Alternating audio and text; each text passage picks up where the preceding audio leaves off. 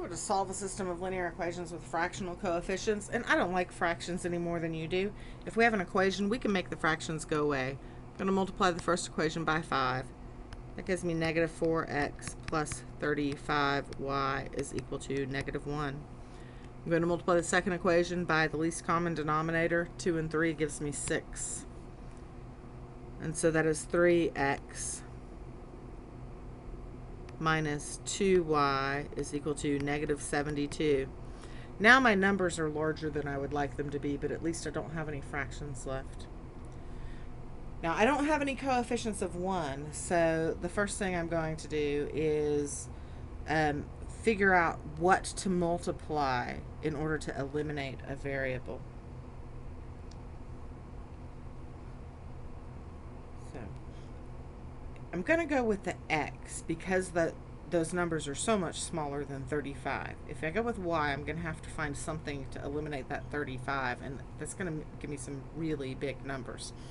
So if I multiply the first equation by 3 and the second equation by 4, see how I did that? I switched the x coefficients. That will give me negative 12x plus 105y is equal to negative 3, and positive 12x minus 8y is equal to negative 288. And when I add those together, the x's eliminate. I have 97y is equal to negative 291. And when I divide both sides by 97, I get y is equal to negative 3. Substituting back into the second equation, I have 3x minus 2 times negative 3 is equal to negative 72.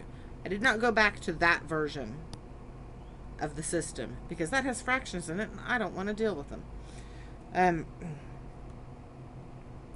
And I didn't go back to this version because that has larger coefficients. I went back to this version right over here because that's the most palatable of the 3 versions that I have.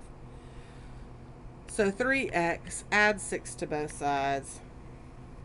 No, subtract 6 from both sides is negative 78, which means x is equal to negative 26.